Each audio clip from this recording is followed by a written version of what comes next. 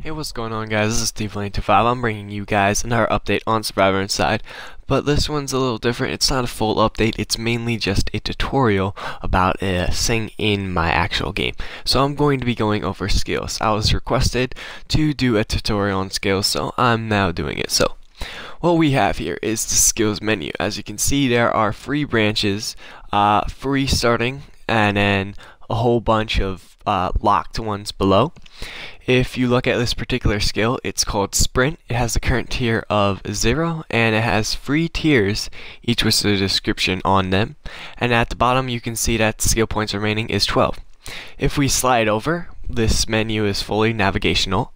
You will see Heal, which also has a current tier of 0. Everything starts out with a current tier of 0, but if you invest in it, you will get a current tier of 1. So now your stats are the tier 1 stats.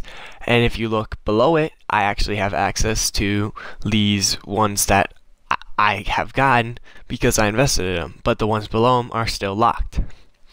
Now, this is going to be accurate for all of them. It's accurate for the left one, but for the right one, I still have yet to code, so this is blank. This is just the background of what you see.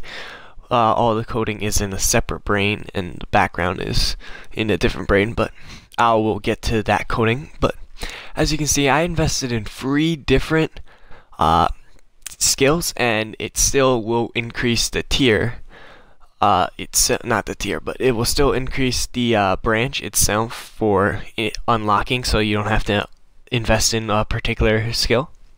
And then when you fully upgrade something, it will say that it's fully upgraded and that the skill upgrade cannot be made, or if it's locked, as well as if you run out of skill points, which I am about to. So yeah, no skill points remaining, and it's fully upgraded, so upgrade cannot be made. Alright, so that is basically what the skills do. Every time you upgrade it, whatever tier it says, that's what it will do. And this takes quite a bit of coding, I'm not going to lie. It's quite a complex thing to code, but there are certain things that are in order of what you need to do, and I'm going to go over them. So I'm going to hop into the code, and I'll see you guys in a second. Guys, let's go into the code and find out how this was made. So I'm going to look at the menu first, then I'm going to go look at the skills, and then I'm going to go into the player's brain. So startingly, these skills are plotted with vector variables, and they are being used with an X and Y axis. And right now I'm showing you skill 5, which has a negative 0.1 for X and a 0.8 for Y. Now X is a horizontal variable, so -1 would be the very left of the screen and 1 would be the very right of the screen. 1 for Y would be the top of the screen, and -1 would be the bottom of the screen. And as you guys can see, I used a lot of these variables, so a lot of them were used in order to make this. And now I'm going to show you the actual emblems. So what these were just these pictures basically placed at the vector variable. So skill 1 is running because it has to do with running, and then skill 2 is health because it has to do with that. So how you do this is you go into the gallery picker, and you can go to icons, and then there are bunch of icons to use. You don't have to use icons, but I tend to use them as they're the best for it. So now to give an example about where this actually is, if you look at combo, it's slightly to the left and slightly up.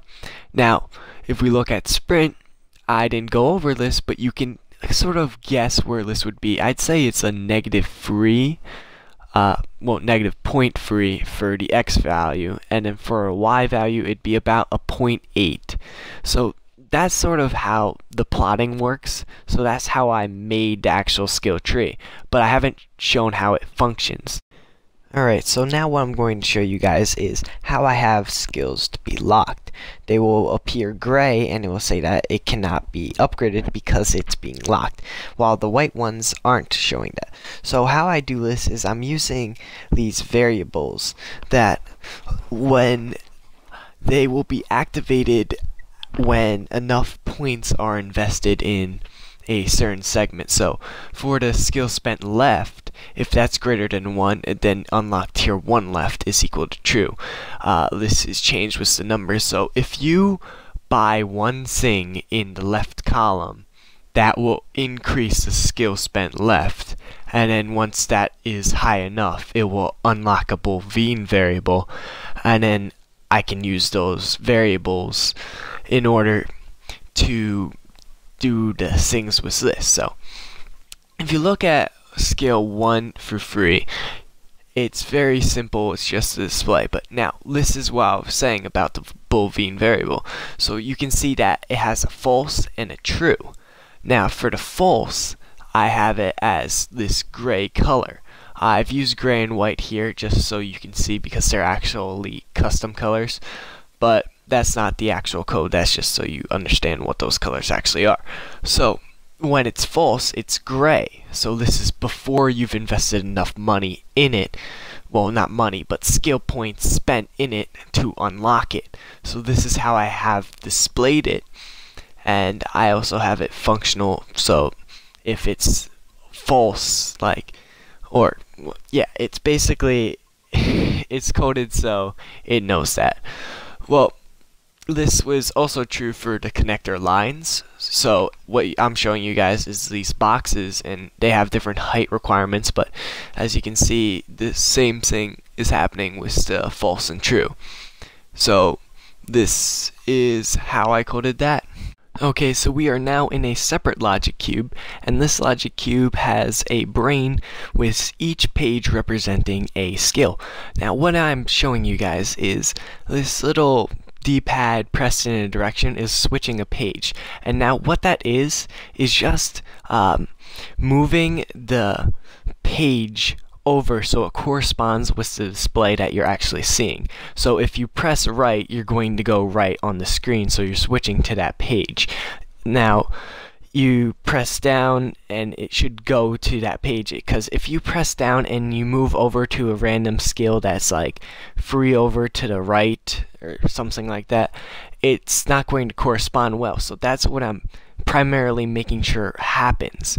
So as you can see, guys, each page had its own thing. So now what I'm showing you guys is just one page in particular. It starts off with just some regular text describing things, but this is an important element you want to include. You want to include the actual skill and its global, whatever skill it is. For here it's a combo, and it will display its current tier, so you actually know how far upgraded it actually is. So moving on to the top of the brain, I'm going to go over what terms it needs to have in order to activate. So startingly, when global skill combo is less than or equal to 2, this basically means when it is not fully upgraded. And you must have skill points greater than or equal to 1. This means that you have actual currency or a value that you need to buy it. And also you need to have unlocked tier 1 left. So it's not gray, it's white, you're able to access it. So when you press A, it's going to do 3 things. So it's going to increase your global skill, your skill basically. So the combo skill will be upgraded. That's the very important part of code. Now it also is going to increase your skill spent left, so this is increasing the things that can not be locked and will go white instead of gray, and it's decreasing your currency by 1, or your skill points. So now this is the display part of it. So when global skill point is equal to 3, or if you have fully upgraded your skill, or if you don't have any money, it will display this, or if it is locked. So if any of those 3 variables is true, it's going to display this box, and it's going to display this text saying that an upgrade cannot be made.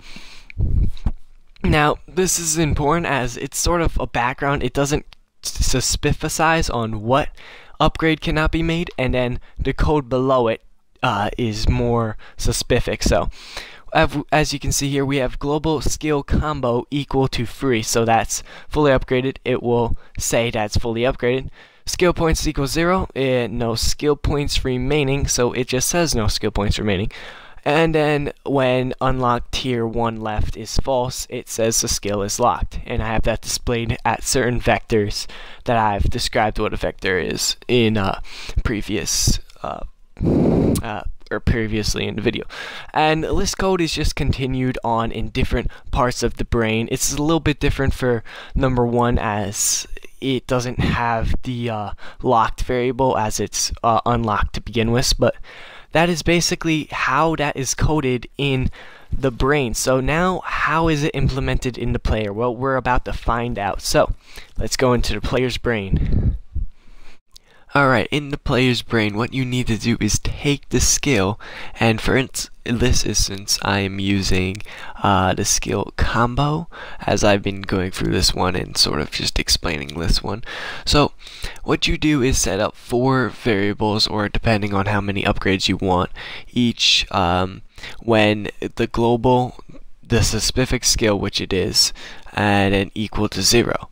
And then you make sure that you indent everything following it. You can have more than one information of the actual variable below. As you can see here, there's more than just one line underneath, but skill combo is a very simple one to explain.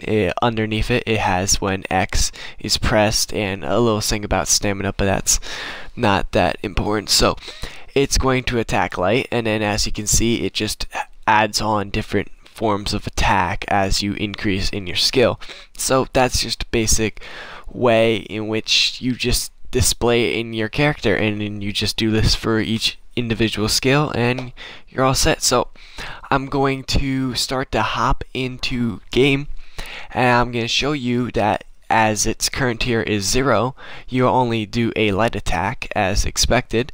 And then if you're to go back into the menu, that you'll find that the attack will now do a light medium as it is tier 1. So I've programmed it to act this way, and hopefully by this point in the video you're understanding how everything's working, how my investment is lowering my skill points, how it's displaying tier 2, how I'm navigating through the menu, all of this. And if you still haven't, maybe I didn't explain it well enough, but I think I've generally explained it well enough. I'll do an overview after this part, but if you still have any questions, just comment down in the comment section below and I'll try to answer them. But as you can see now, that is fully upgraded. I can do like the full attack. So now let's get into the overview. So for the overview, this is basically just a little example of the vector placement and how X to the left is -1, to the right is 1, Y down is -1, and up is 1, and 0 is the center for both of them. And that's basically your basis for how you plot them.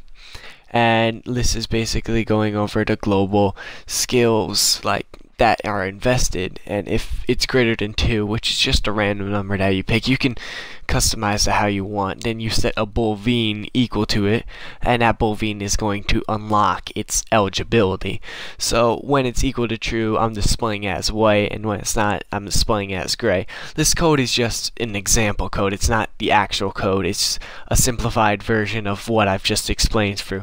So another thing you'd like to do is have your D-pad and then your button that you're pressing for it, if you're not using D-pad, but this is for D-pad because I sort of think that'd be a good idea, correspond to your actual display that you're seeing, so it actually makes sense. So now this right here is when you are buying something, everything that you need so that you can buy. So you need to have your example skill be less than 3, so not have your skill maxed out, and you have to have the unlock variable equal to true, and you have to have your currency greater than 0, so you have to actually have the skill needed to buy it. Now when it's bought, it does the 3 things that I've explained, that the currency goes down, skill invested goes up, and so forth. So in the player, now this is basically all you need, that the global example scale is equal to 0. It's going to do stuff, and underneath it's going to do more stuff. But as long as it's indented underneath the actual number, that should actually be a free. Well, I hope you guys get the point.